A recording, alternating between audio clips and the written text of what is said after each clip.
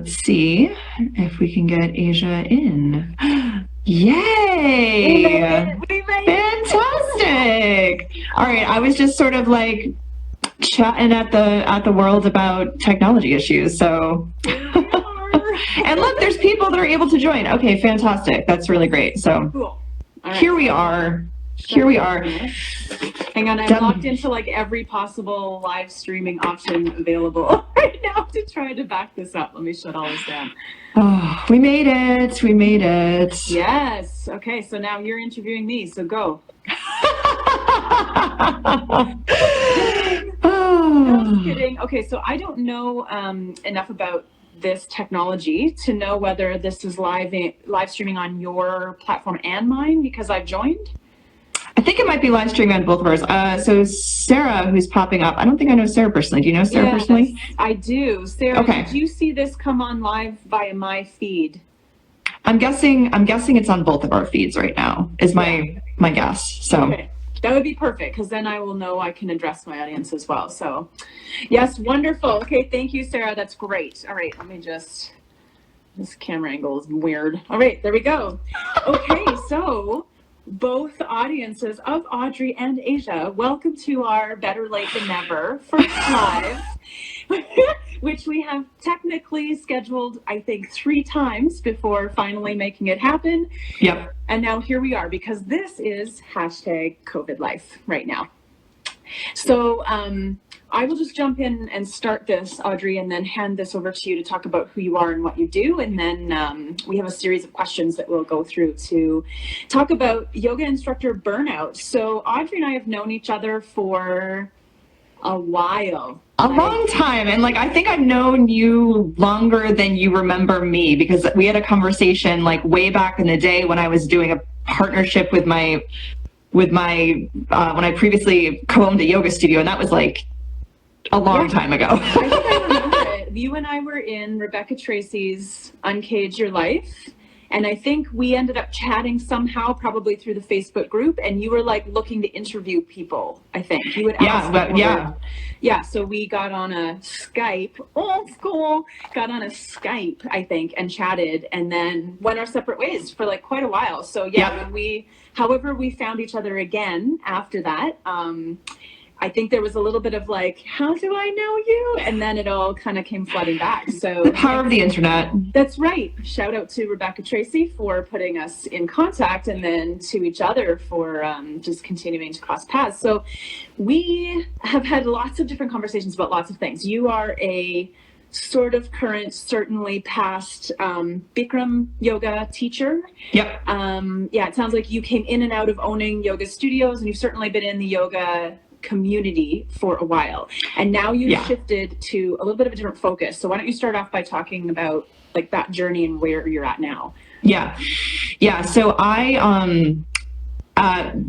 prior to COVID, I'm currently not teaching during COVID life, but up to this point I have still been teaching Bikram style classes, but also other stuff. So that's the journey. But I've been in the yoga industry for I've been working in the yoga industry for over 13 years and involved in the yoga and yoga in general for over 15 years. So it's been some time.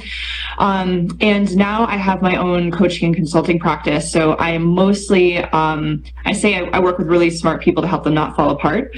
So I work with a lot of people who are either on a straight path to burnout or maybe have had a burnout before and don't want to go down that road again.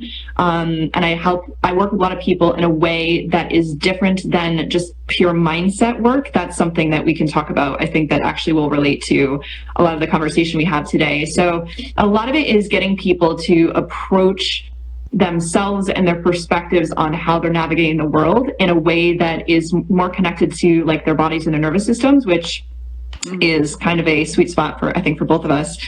And so that's kind of my newest iteration. It's something I've been doing for a while, but especially now that this is all going on, I put a little extra effort into clarifying that and talking about it more, because it is super needed for people who are navigating this in a way that they don't know how. Yeah. So what got you interested in focusing on burnout? I found that the people that were coming to my work all had this common theme. Like everybody that was resonating with the stuff I was talking about, everybody that was starting. So when I kind of first started coaching, it's sort of like you talk with the people that come to you, right? And you talk about the things that seem relevant. I've, navigated my own burnouts in different forms over the years, whether it was, just as, so your audience knows, like I was a full-time yoga teacher doing absolutely nothing but teaching full-time yoga for at least 3 years. And then I was managing studios, and then I managed a studio, and then I co-owned a studio. And then I started my coaching and consulting business and continued to teach on the side. So, and prior to that, I was in corporate culture. So I've been through basically all of the iterations of having a job that you could. Yeah. And they all have, their commonality was me. And didn't really matter where I was going, and I was experiencing similar sort of burnout flavor experiences in a lot of them. And I found that was true of clients too, like clients who were in jobs that were salaried with benefits and like wasn't on an hourly, didn't have somebody on a clock. And there were people who I worked with that were on hourly wages. And so it's a common universal experience, which feels like it's a bigger picture than just, So what is burnout? How do you know if you're in burnout? It sounds like something that probably all of us feel like we've experienced at some point, but like, how do you put a boundary around this is burnout, this is normal life? Yeah. So the like research technical definition, like if you go to the World Health Organization, or if you look into Christina Maslach's work, who is like the big burnout researcher, there are 3, and this is something that started in the in health industries, like the mental health industries, doctors, nurses, that's where most of the work has been done around this, but it's also been through first responders. It's been gone out into corporate culture. So I'll talk about the technical definition, but what I want people to understand is that I apply these things to more than just jobs, because especially in a yoga teacher situation, the boundaries are so blurry and the experience is so universal that it's not just, I don't find it, and people self-define, which I think is actually an accurate thing. So the 3 categories that in burnout are emotional exhaustion. So it's just that feeling of you can't get enough sleep, you feel like you want to go on vacation all the time, you just can't get that internal motor running. It's like you have an empty well, you don't have anything to draw from. So that's a big piece of it. Yeah. Depersonalization, so the people especially that you work with. So in a yoga teacher situation, it's like your clients, it's going to be a little bit of your coworkers too, but mostly it's this feeling of like separateness, where you can feel, okay, like when you were plugged in, you were connected with your students, you were teaching, you're feeling good. It's more of this feeling of like, I mentally care about these people, but like emotionally, there's a disconnect there. I don't feel like I'm connecting with people, and that's not a good feeling.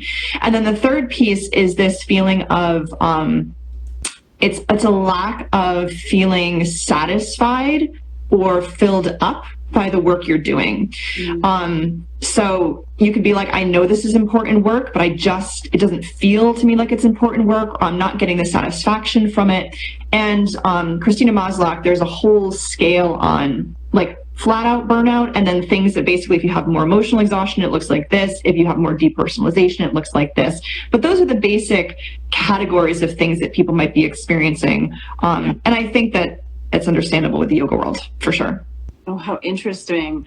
Yeah, so I feel like in order to marathon versus sprint anything, you have to, like, so I imagine a career, any kind of career, is a marathon versus a sprint. And I imagine when you're doing something that's kind of more sprint-like, that's going to be exhaustion that you can kind of write off because you know there's an end point to it. Totally. And when you have marathoning, it's like, it's so much more about how do I manage this for the long term so that I can continue to do this work. Like for me, what I've found in my career is, or in my life, in my whole process of my life, is I was always kind of bouncing between these 2 things, where it seemed like as soon as I would hit burnout, I would be like, well, I guess I'm done doing this thing.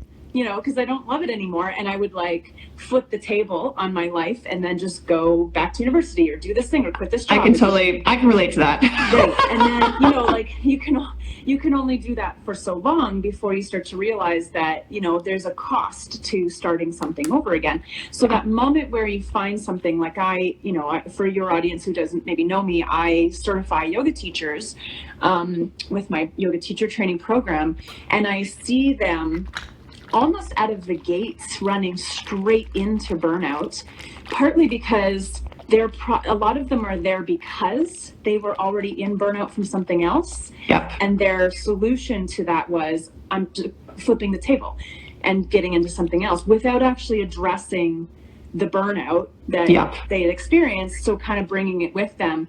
And then also because anytime you're working in an unregulated market, which yoga is, even when you're working in regulated markets, like you say, you see burnout culture in 9-to-5 culture as well, and structured environments as well.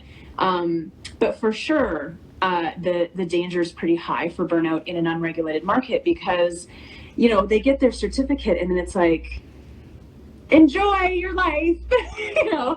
And I have continuously for years tried to set up a sort of secondary step, like run the teacher training and then run what I used to call the yoga MBA, which was a little bit of like, here are the steps to get you started in your career. Yeah. But the nature of this career is so undefined that it's very hard to run that program without it being basically one-on-one because everybody's starting in a different place.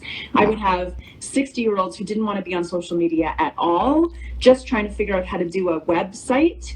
And then I would have 22-year-olds who had all of that stuff already set up and they were already doing videos online, but they didn't know how to manage not doing too much. You know what I mean? So yes, totally. We're not going to be able to solve everyone's problem in this one chat today. Darn it! Obviously. Oh, it's so disappointing. Yeah. Yeah, but what I would love from you is like just defining what burnout looks like. I think is first of all so helpful. Like, look, you're not in just like this isn't just like this is the gig.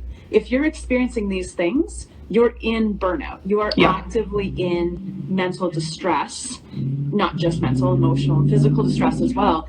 And you need to change something. So what I'd love to get out of this chat from you is, you know, based on your long-term exposure to yoga teachers who are trying to make this more than, we're probably talking about career yoga teachers rather than, you know, people who have external funding from a partner or something, or people who are just sort of throwing it into something else they do. That's generally much more manageable. When you've got people who are trying to be a yoga teacher, and they're trying to do it long term, I think being able to identify the signs of it and then what are those next steps? Like once you realize like, oh my God, I'm in burnout, what's usually the next thing that you give to a yoga teacher? Yeah. I think that I don't think we can even start this conversation before first acknowledging like the current climate of burnout that yoga teachers are experiencing. So, because we're in hashtag COVID life right now, and a lot of people's jobs, the majority of the yoga teachers that I know were basically working in a physical studio, teaching a physical class, and then going home. So there are so many things that have now happened that we've had to try to navigate. And I just want to like acknowledge, because I haven't heard a lot of people talking about this, and I think it's important to just say out loud the things that are really hard about this. First of all, taking teaching a class online is a completely different thing than teaching in a yoga studio. It's like very legitimately a completely different job. Yes. You are having to navigate technology, which is really complicated. You're trying to navigate difficult technology in your own personal space with a lot of uncontrolled things. People have animals, people have neighbors, people have sounds, people have internet issues. So you're trying to navigate technology, which maybe in your studio you were trying to like deal with like maybe a mic, maybe music, but something that was very solid and set up. And even that was stressful, trying to get your fucking playlist to play. Totally. So you're trying to deal with like the technology. You're in your own personal space, which is also a little bit like tough to be on video, especially like if you don't have a space that's set up. Like I personally don't have a room in my house that's big enough to even do a full body video on. I think a lot of yoga teachers don't have that, right? Yes. You are demoing more because the communication, or maybe the people that are coming into your class, you're probably demoing more. You're probably demoing an environment that's not as controlled as a yoga studio. So it's harder on your body.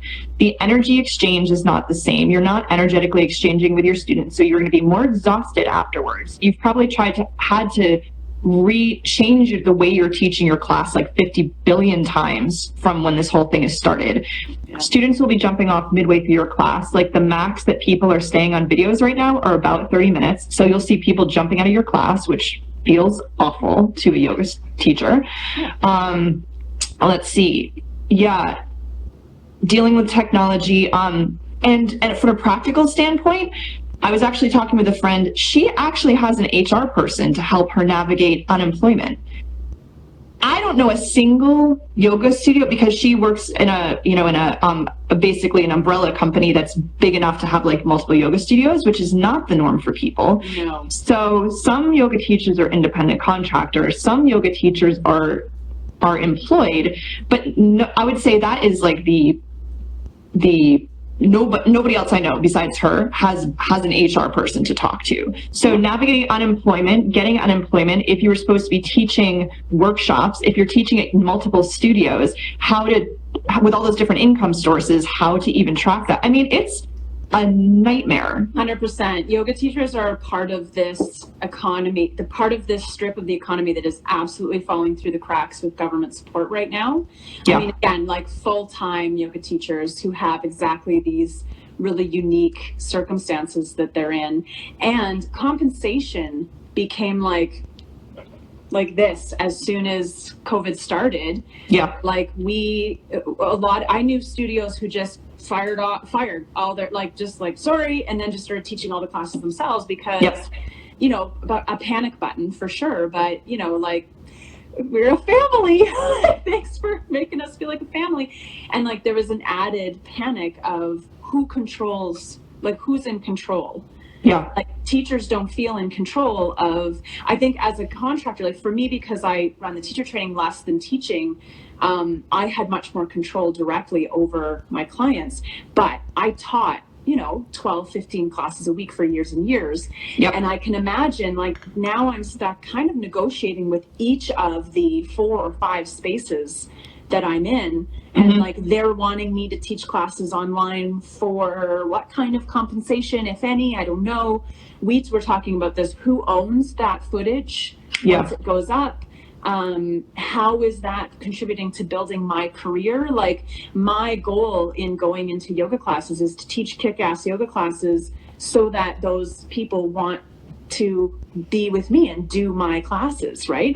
That chain of conversation is broken. Like I'm not hanging around before and after class having conversations with any of these students anymore because the control was broken, right? So yeah, and it's definitely a different depending on, I think, the style of yoga that you teach, the sort of studio you're teaching in. Like I think it's different depending on if you're building your career as a yoga teacher and you're building a name for yourself and you're building a business for yourself, or whether you've just decided to be a yoga teacher at a particular studio. I think those are sort of 2 different dynamics. So I think identifying, and that's one of the things that I think is really important, because just like the description you gave where people come straight out of teacher training and they are throwing themselves forward into whatever, which is good because you got to kind of get the ball rolling, but I think it is important to stop and ask yourself, and I think that this is something that people don't really do, is like, what do I need?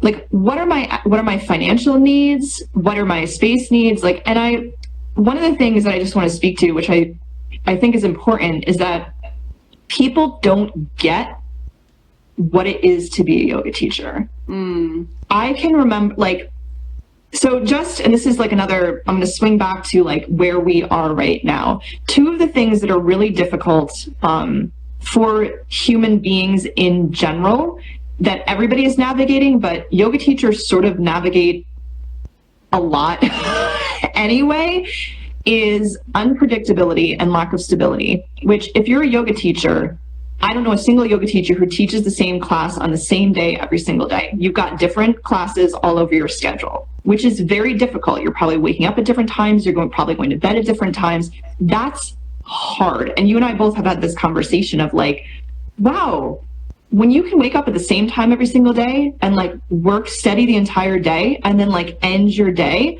it's mind blowing. I'm like 9 to 5 is amazing, you know, like, wow, how predictable and lovely. That's not yoga teacher life. No. That's very difficult. So people who are navigating this for the first time, their heads are popping off. Yoga teachers have been navigating this the entire time. And I don't think they understand how much energy that takes. Unpredictability, hello. Yeah, it's really interesting because you're right. What I'm finding fascinating specifically about COVID life right now is how I keep going back to Nassim Taleb's book, Anti-Fragile, or Anti-Fragile, where, you know, he was talking about, okay, so somebody who went to the university, became an accountant, got a job in an accounting firm, worked their way up the accounting ladder, you know, is making 6 figures in this quote unquote stable job versus a cab driver. Which one of them is more anti-fragile? And the idea is like the cab driver, because that cab driver has had to respond to small shocks, small, I mean, you know, like relatively big and small shocks in their life, and become very adaptive to all of these changes. So there's a cost to that cab driver of that lack of stability, that lack of certainty, that lack of kind of a structure that scaffolds his life or her life in order to create that career. But when these black swan events happen, like COVID is, that cab driver is much more skilled in that capacity to adapt. So I think we're seeing right now, you know, as yoga teachers, for sure, our life has been rocked. For sure, we're going through symptoms that seem enough like burnout or are amplifying a potential burnout, which is why I wanted to have this conversation with you, that we need to address that. But also, you know, we're seeing people who are in that scaffolded accounting kind of career path have to suddenly deal with our lives. And I've got to admit, it's kind of satisfying. It feels very validating. Like, I think if you're sort of sitting there going like, oh no, I don't know what you mean. Like, this is just life. You just do this work. It's so nice. I get 2-hour long lunches. Like, there are upsides to having that uncertainty in that schedule, right? And we sometimes think like, oh, I don't know. Like, to me, this is the number one problem for me with burnout, is because that schedule is so inconsistent. Sometimes I get to sleep in. Sometimes I have this open afternoon that I can go for lunch with a friend. So it feels like I am kind of hardly working. But when I actually sit down, which I did at one point, sit down and like track how much I'm working, I'm like never not working. Like, I will be teaching into sometimes 10 o'clock at night. I almost never have, like, to me, a day off was like if I worked less than half the day. So I am actually never having a weekend. There is no point in time as an entrepreneur where I go, well, I'm done for the day and shut this off. Like, I'm watching a movie and I'm listening to the music to see if there's a good song. Totally. Yeah, I mean, that's off. Yes. So it's super interesting. I think it's a really unique time for people in any of these fields, but we're talking to yogis, to really see the signs of the wear and tear that happens because of our lifestyle. Because people who are almost never in our kind of lifestyle are in it now, and we're seeing it, right? We're seeing people react where you're just like, you'll see these memes of like, you know, it's not like it's World War II and you're learning how to hide from a bomb. Like, you're being asked to stay inside, and people are like minimizing it. But it's like, okay, people are having the response to this they're having because they've lost a lot of control over their day-to-day life, and they're having to self-impose the kind of structure that they're used to having someone else do for them. Yes. Yeah. And I think this is something that's important to put a little pin in too, because there is in my experience, and I don't think I'm speaking out of turn by saying this, is that yoga teachers, the industry has not, the job has not been legitimized by the greater culture as something that is important, valuable, worth paying money for. You know, it's sort of this like, oh, lucky you get to be a yoga teacher. There's all these stereotypes on what it looks like to be a yoga teacher, who you are as a person. Yeah. You know, doctors will be like, it's important to go do yoga, but your insurance company's not going to pay for it. You know, so there's this whole thing where it's like, I think that some of the messages as yoga teachers get internalized is like, you're so lucky to have such a cushy, lovely job that everybody would love to have. And like I used to, when I was teaching up to 3 or 4 classes a day, I would come home in the middle of the day exhausted because I'd wake up at like 5 o'clock in the morning. My last class I teach is 7 o'clock at night. So I'd basically be up at 5 a.m. in bed by 10, and then you can't sleep because your brain's on. So in the middle of the day, what would I do? I'd take a nap because I was exhausted, and I had not a small nap, like a nap. And my partner at the time was pissed because it was like, what did you do all day? I'd have yoga students being like, well, what do you do with the rest of your time? You know, like so there's all of these messages that can be, and I don't know if this is consistent for your experience or other people's experience. That was my experience. So you kind of feel like, well, I shouldn't feel the way that I feel. This is actually easier than the way it actually feels. It's like kind of gaslighting, you know, like it's like your sense of reality is a little bit whacked out because of all of the external and the internal and how it doesn't quite match up. Yeah, that's a great word for it. And I think the value, what I love about something like this experience that we're in right now with COVID is everything, you know, I always say this in my teacher training, like very few things are good or bad or right or wrong, or it's usually so much less useful to sort of shove things into that category. It's more like, is it useful? What can I do with it? What am I learning from it? Right? Like you can pull out of those binaries and get into that. And for me, like this COVID experience is like, okay, what's useful about this? And as far as our conversation relating to burnout, I think one thing that's really useful for yogis to recognize is look around at the people in your life who had a kind of structure and stability that have now lost that, and see how they're dealing with stuff that is your day-to-day life. You know, like you get up, everything is up to you. Do I wake up at all right now? When do I wake up? How, you know, when do I start work? How long do I work? What do I work on? How long do I work on that? Why am I even building that? Is anyone even going to care about that? Like all of the entrepreneurial framework that, you know, people see you as a yoga teacher, and sure, like, okay, a lot of yoga teaching is not, you know, you're not going in doing open heart surgery. I will say that, like, yeah, but I am a yoga teacher probably about 20% of the time now. In 2020, like when I started teaching 17 years ago, I was yoga teaching 80% of the time, and it took maybe 20% of my effort to put up some posters and, you know, go to some places and hand out pamphlets and make connections, be like, hi, I'm Asia, I teach yoga, you know, like marketing, right? Yeah. And now it's exactly the inverse. Now I probably spend 80% of my time being an entrepreneur, being a small business owner, and being all of the people in my industry, being my own HR, being my own marketer, being my own PR, being my own strategist, being my own technical expert. Oh man, I wish I could just call the IT department half the time, but it's me. Yeah, like I don't know how many times my partner Matt, he'll see the stress in me and he'll be like, what's going on? And I have a short term with him where I just say, it's a widget, honey. I'm just dealing with the widget, which is like shorthand for some unpredictable technical shit just showed up, and now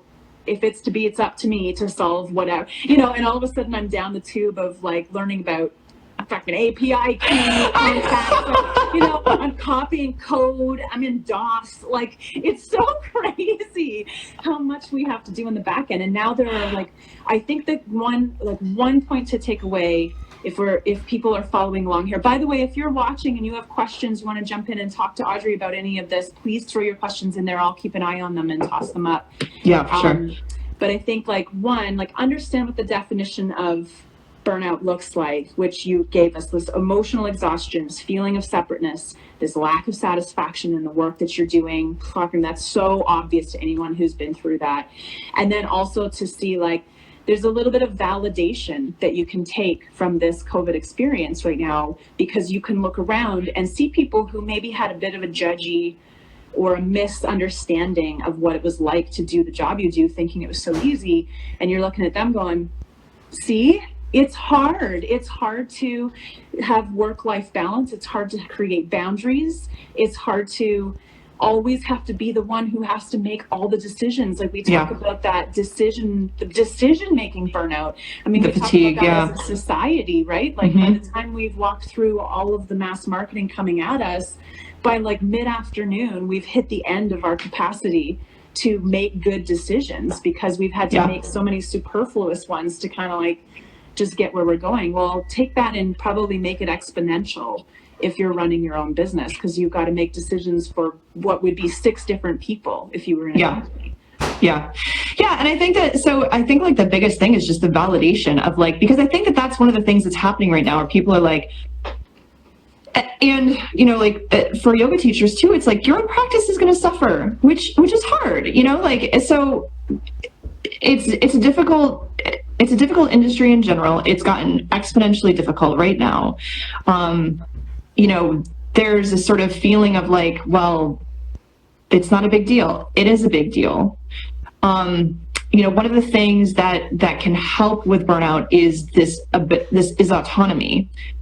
But also, if you were the only one in charge, there's other also like resources and demands, where it's like, what is your access to resources? How much of those can you be using? What are the demands on you, right? And a lot of the demands have gone up, but our access to resources has actually gone down, which is another thing that makes things very difficult, right? If you feel like you don't have if you don't have the financial resources, or if you don't have the emotional resources, or if you don't, whatever, if your support systems are not great right now and the demands have gone up, that's a deal. That's a big deal. So I think just the biggest thing is that like, this is a tough time. Like there's a bigger conversation of how the industry needs to shift.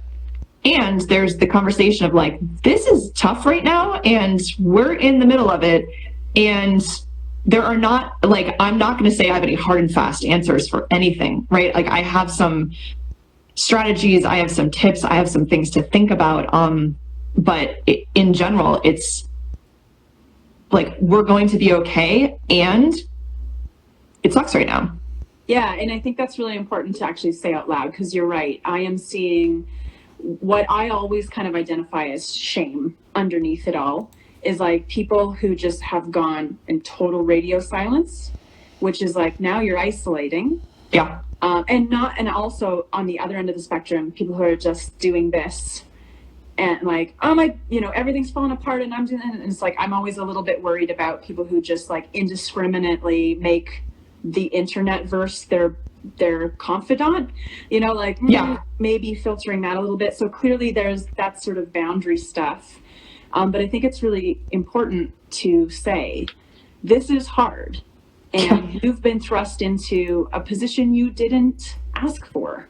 Yeah. And including teaching online, like you say, teaching online, if that's what you're doing right now to hold on to or replace your income, if you're even being paid for it right now, is not the same thing as what you signed up for. And it's okay to feel like angry and frustrated and sad and there's a lot of grief. There's a lot of grief here, where it's like, this is, and I went through that for myself even, and I don't think that most people that I talk to about it actually got it, but I think that like anybody who's teaching yoga right now gets it, that it's like, this is not what I do, like this is not what I've done, this is not the usual for me, the experience of this is different, like this is not what I signed up for, right? There's a lot of like mourning that has to happen, especially if you're continuing on and still teaching, and it's real. And I think that it's, people are like, well, I'm grateful that I can, like, yes, sure, like,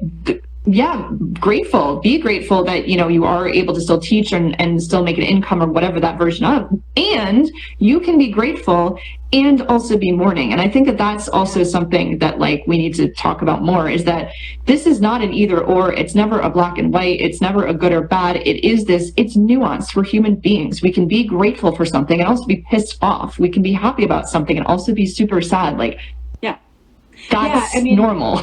totally. If we superimpose this onto something that we know as yoga teachers, not every posture is going to be stretching and strengthening and mobility and high intensity and yin and yang, and like there's a flow to a good class, and that means that at certain stages of the class you're focusing on certain things, and certain stages you're focusing on other things, and it's like, what do you like what is that practice for?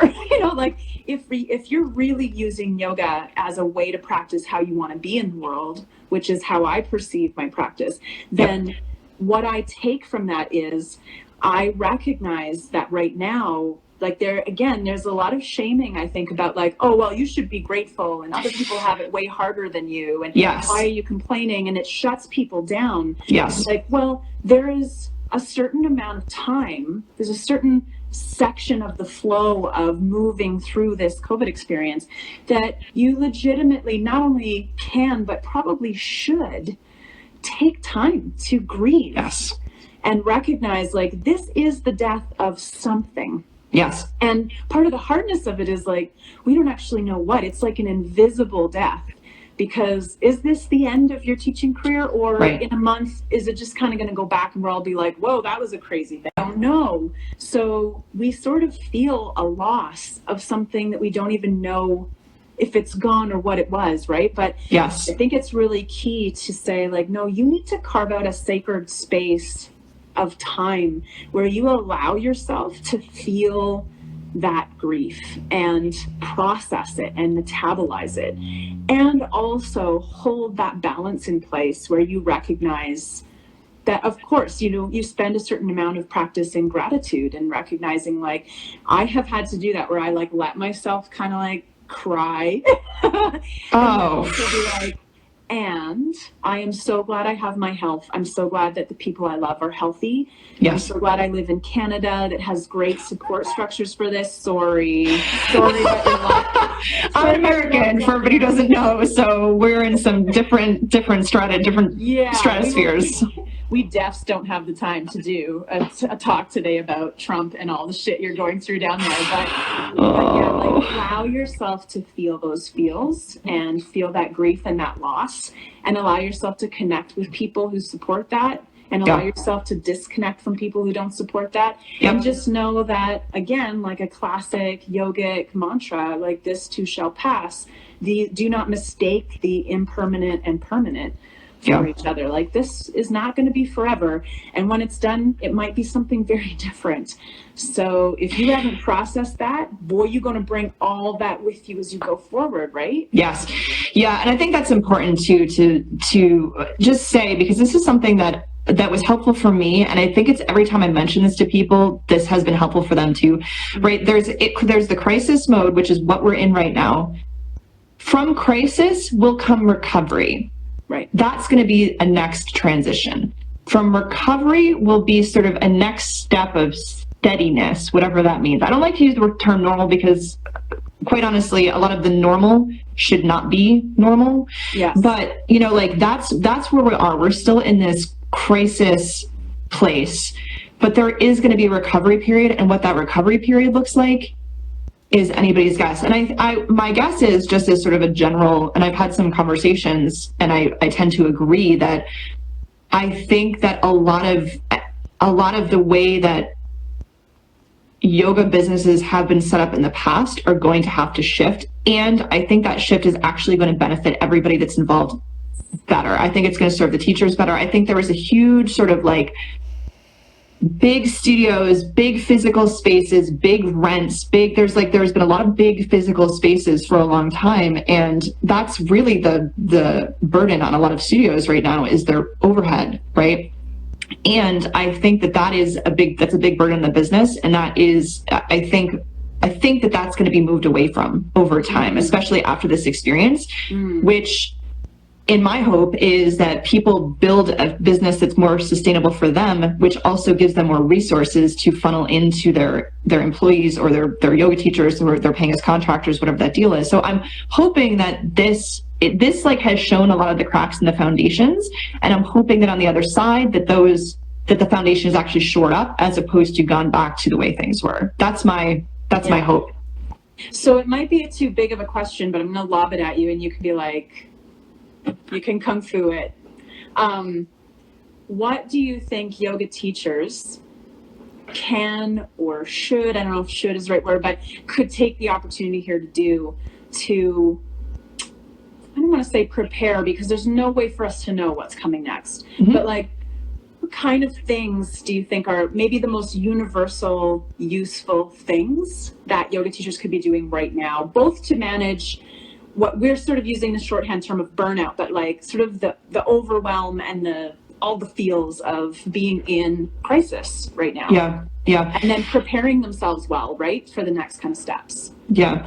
So I think the biggest question, and this is something that I'm sort of sitting with too, is this question of what do I need? Like, what do I need? Because I feel like this is something we react from a place of like, I think I need. But I think that actually stepping back and being honest with yourself, what do I need emotionally? What do I need financially to pay my bills? You know, what do I need? What is needed? Do I need some comfort right now? Do I need to get out and go for a run? Like, do I need to do something that is more aggressive than I often do? Do I need to do something that is quieter than I usually do? And I think tuning into that question on a more regular basis is going to be necessary, because what you need is going to be shifting at a higher pace than usual. Yes. So I think daily, I think a couple of times during the day, this is something actually, I haven't done it yet, but it's something that I'm going to build into my own schedule, is to have and I've done this in the past, but to have a bell go off just to remind myself to, what do I need right now? Is there something that I need other than what I'm doing?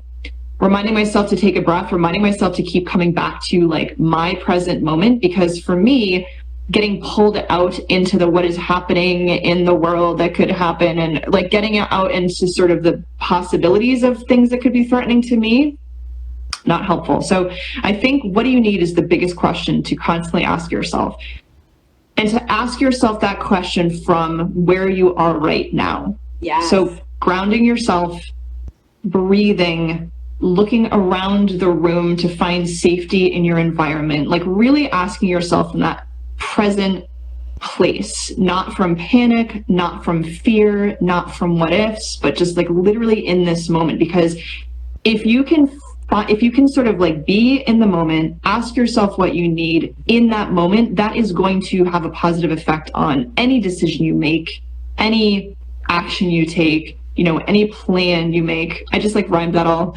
you know, I'll be watching you. There's like, so there's some like print, there's some, the police was, yeah, exactly. Which but I think that's creepier. Way creepier, yeah, totally. Creepier than what you were talking about. So I think that's the simplest, most honest thing, and just constantly building. So that's one thing. I think any sort of structure you can build into your day, and I'll preface this by saying, if you don't have the ability to have structure per se, what can you put in place? Like, for instance, a client of mine, and I think this is a really great idea, she has like I mentioned, like sort of alarms or bells going off at very particular intervals during the day. So it orients her. She knows what time it is. She knows what's going on. It's regular. It's predictable. So any of that stuff that you can put into your day, even if it's not your schedule, you know, like when you're teaching classes, and honor what is real, not what you should or should not be doing or thinking. Yes. Which is like universal all the time. And if you can even practice like a little sliver of that, it's going to make a big difference. Yeah.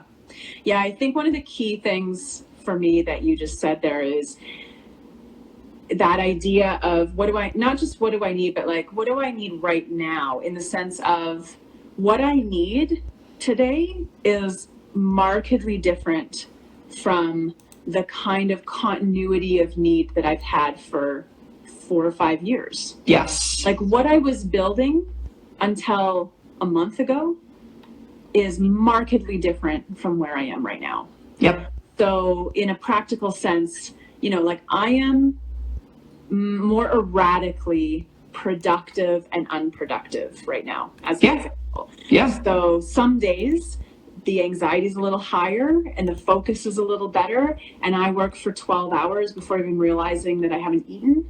Yep. Which isn't great, but like it's a little bit of my more it's a sprint. familiar. Yeah, it's more of my. You're in a sprint moment. Work. Yep. And then literally like 3 days of barely getting anything done, and feeling the difference between how I used to be productivity wise and sometimes how I am now. Yeah. And like, one, there's no point in fighting it because I actually sometimes just can't. I just can't get it done. So now I'm just going to waste my time shaming myself for it. Or this idea, this sort of mantra that you've given of like, what do I need right now? Yeah. And that's like brackets. That's allowed to look very different right now than what it might look like if you were not in a crisis situation. Is so key. Yeah, like I actually had a yoga teacher email me and be like, I am emailing you because I know that if I tell you that I'm having a hard day and then I just like know that like you would give me permission to just like chill out and like take the day and like not push, and I just want to like like, because she knows if she's going to come to somebody like me, I'm going to be like, yeah, take a nap, go like do something that's like relaxing and chilled out. And like, but she's like specifically coming to me because she knows there's permission there. So I think the more we talk about this and the more we're explicit about it and are okay with that, that can shift a little bit of that universal, like everybody wants that permission, but everybody feels like they're not allowed to have it. So I think that the more we can just be explicit about this is going to be helpful too. 100%. And I think the more privilege that you hold, the easier it is you've got more practice in being like, today's just going to be an off day. You know what I mean? Like I can totally hear many of my yoga teachers being like, wouldn't that be nice to be able to have a down day? I can't. And like, acknowledge that as well. Yeah. And yeah, go ahead. Yeah. I would say, and there's, I totally 100% get that I totally 100% get that. And I think it's still important. There are pockets possible. What it means to give yourself some compassion, what it means to give yourself some kindness, what it means to take the pressure off does not have to look like taking a day off. It does not have to look like, it does not have to look like some of the things we've named, but it does have to look like giving yourself some compassion, giving yourself some kindness, taking whatever internal pressure you've imposed upon yourself and letting out the valve a little bit. You know what I mean? Like, I totally acknowledge that there are external systems that may not necessarily be supporting as much as is needed. And the more space and kindness and compassion we can create within ourselves, that internal space is going to make a huge difference on how we experience and get through and go through this whole time period. Yeah, absolutely. And I think a lot of the burden is lifted by simply finding some way to really let that sink in, that this is hard. Like allowing that. That's one of the other things that I'm seeing is a lot of kind of like, it's fine, I'm fine, we're fine, I'll make it, and it's like, no, it's okay. Like, this is hard. And you're right. If your grandparents were around, they'd be like, you think this is hard? I went through World War I. I watched people blow up in front. For sure. There's a relative kind of hardness. But right. Like the difficulty that you're in is the difficulty you're experiencing. So even if you've had a relatively more challenging time, that's not what you're experiencing right now. So allow that, like people who are under more burden, people who have higher uncertainty, like a lot of professional yoga teachers do right now. There's a high level of uncertainty. So even if you, quote, sort of like can't take a day off, I don't mean to make that sound like, of course you can't, like for reals, you probably actually do have to keep hustling constantly. Believe me, I feel it. That idea of like, I am tired and this is hard and I want to just take 5 minutes to like cry. Yep. And I'm going to take the next 10 minutes and just message a friend of mine and chat with them. Mm-hmm. Or I'm going to lay down for 20 minutes before I get back into this, is like not only okay, like please do that. Yeah. For the amount of self-care that you can afford, take it and don't like feel shame around it, I guess. Is the kind of 100%. commitment. I feel like that's what you're talking about anyway. Yeah, 100%. 100%. Yeah. Cool. Okay, well, we have covered. We hit a lot of things. Look at that, an hour. It's like we do lives all the time. Not. There's so much, there's so much to talk about too. Like Asia and I have had so many conversations that cover so much ground, but I think this is really important. I hope that people, I know this is like a long live, but I think even if people jump in and out at different points and got sort of like different snippets of this, I hope it just helps you to feel better a little bit, Nothing, Audrey, this is nothing. Like, wait till we start Gary V-ing lives, right? God. Gary V's on it for like 2 hours or something. Oh like, gosh, I can't even right now. To say. What I'd love to say to anybody who did jump in, was listening, if you have questions or comments or feedback or, constructive help, like this is our first time doing it, and we have what we consider to be extremely interesting conversations.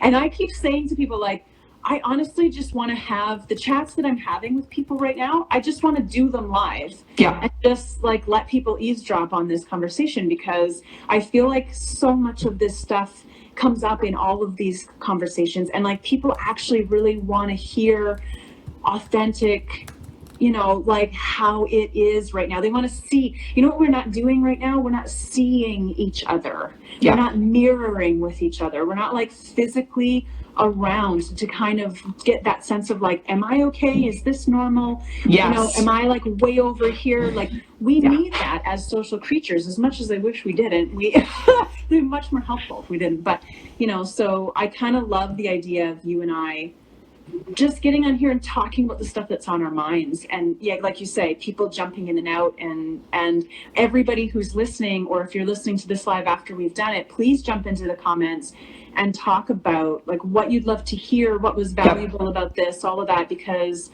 Audrey and I can do this more than once, and I feel like we've hardly even tapped like your actual expertise, Audrey, today, because now we've kind of given people a background and set the stage. But like, I'd love to get specific people saying, here's my specific situation, or this is a specific thing I'm going through. Totally. And I have things, I have people jumping into, I have no problem with you jumping into my DMs. If you've got a question and you want to like have your specific, even if you want to have your specific issue talked about in general anonymously, like totally game for that. Or even if you just want to like jump into my DMs and just, be like, hey, what up? I'm totally open to that. And I'm also totally open to telling you, nope, so that's real. And anybody who has any questions, put them in the comments. Anybody who wants to contact me directly, I'm personally totally fine with that. I'd love to have more of these conversations in the future, because there's a lot of ground to cover. So much. And I think it's just useful for people to hear other people talking, almost like we're hanging out, because like we've said, I don't think enough people are talking honestly about how this feels without like, there's either like denial or indulgence. And it's like, there are a lot of opportunities right now that if we sit down and really honestly look at what's happening, I'm interested in like, how do we navigate this so that we don't end up in a unique kind of fucking COVID burnout? Yeah, we don't want to do that. We don't want to go there. Yeah, and like, how can we sort of take the opportunities that are around when they're like, how can we spot them and then make good use of them to set ourselves up to be a bit more anti-fragile, right? Totally. So totally. I would love, thank you, Ginger. Thank you. It's helped validate some of what I'm feeling. Have a great day. Thanks to you as well, huh? Yeah. I'm so glad. And that's one of the biggest things, if we can just understanding that what you're going through is normal. When you can feel that way, gosh, it frees up so much energy. Yeah. There needs to be a little bit of all of these things, a little bit of venting, a little bit of thinking, a little bit of optimism, a little bit of pessimism, a little bit of mad at Trump. And then a little bit of moving on. All right. right. Well, thank you to everybody who jumped in on this live. And like we say, just we want to hear your voice. Your experience and your voice is not only valuable, it's central to how we would want to talk about this stuff. Yep. So please, if you feel comfortable, throw it into the comments, because if you're feeling it, probably lots of people are feeling it, and it would help for other people to see that in the comments. If you are uncomfortable with that, don't worry about it then. Just jump into Audrey's DM or my DM, whoever you're more familiar with or comfortable with, and we'll take that into the conversation. Like Audrey said, we're happy to keep you anonymous if you want. But, let's keep this conversation going. I feel like we've just started something here that might be helpful for other people. So let us know. Let us know if you would jump in. Also, I would love to know logistically if this was an okay time for everybody to jump in, or if there would be a more ideal time. I feel like a lot of lives are happening kind of around 8, 9, 10 a.m. And that's when I'm kind of watching them. I get up, I get ready, I do my thing. And then as I'm having breakfast, I kind of want to connect, right? Yeah. So, maybe give us some votes on what time of day, what day of week would be the most convenient for you to jump on and do it. Cool. Thank you so much, Audrey. I really appreciate you giving and time and. Yeah, no, this is great. We'll definitely do another one of these, and I'm excited to help where I can and just be a part of the conversation. Yeah, I love these conversations. I love all the conversations I have with you. So I'm glad we're sharing it with the world now. Same. Bring it out to the world. All right. I will see you soon. Good. See you. Bye, everybody. Bye.